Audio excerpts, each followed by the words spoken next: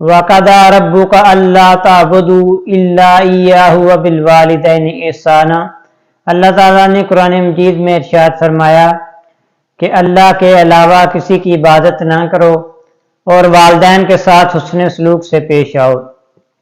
اللہ تعالیٰ کی عبادت اس کا حق ہے، اس کے علاوہ کسی کی عبادت نہ کی جائے۔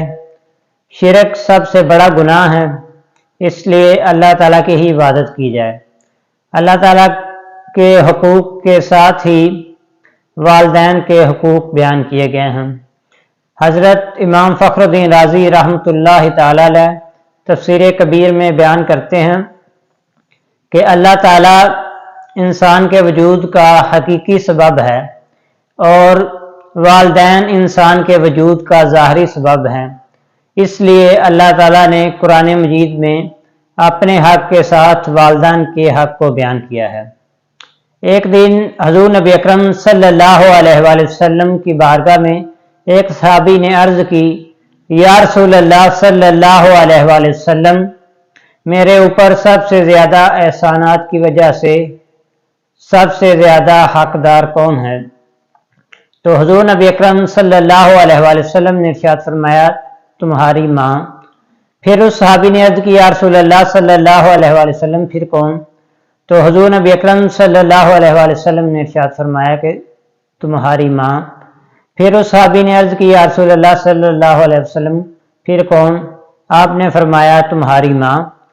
پھر اس صحابی نے چوتھی مرتبہ جب عرض کی، یا رسول اللہ صلی اللہ علیہ وآلہ وسلم پھر کون؟ تو آپ سرکار نے فرمایا کہ تمہارا باپ۔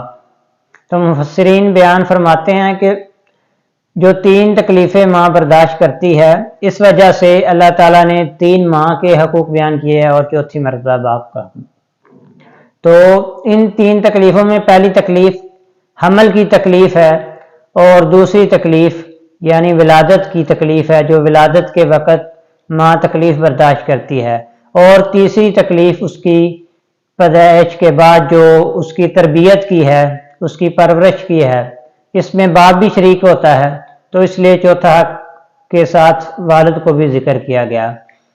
تو اس بات کو بھی ذہن نشین رکھا جائے کہ جب خدمت کا معاملہ آئے تو سب سے پہلے ماں کی خدمت کرے، اور جب حکم ماننے کی باری آئے تو سب سے پہلے باپ کے حکم کو ترجیح دے، کیونکہ اللہ تعالیٰ نے مردوں کو حاکم مقرر کیا ہے، تو جب حکم ماننے کی بات آئے تو والد کے حکم کو سب سے پہلے مانیں۔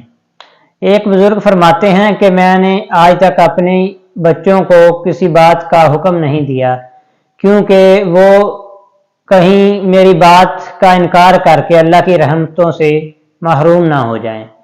حضور نبی اکرم صلی اللہ علیہ وآلہ وسلم نے ارشاد فرمایا کہ اللہ کی رضا والدین کی رضا میں ہے اور اللہ کی ناراضگی والدین کی ناراضگی میں ہے۔